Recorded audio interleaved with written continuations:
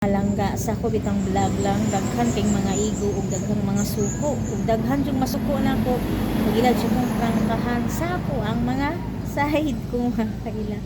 So mo nang mo explain ko na mo kasuko may man mo kay na mo mga trabaho kaya ako magbakasakali ko ni ako nga akong vlog no kay hapit na ko on the road nagig ko lang so minutes na lang jud akong kulang lang.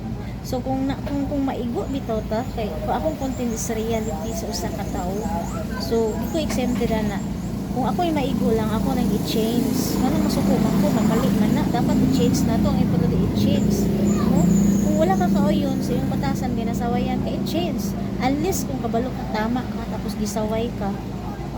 Kana wala diha ka mo react. Pero kung kabalo kang mali gyud na atong batasan, na mali gyud di gyud siya align sa kamaayo, change. Ang importante to change.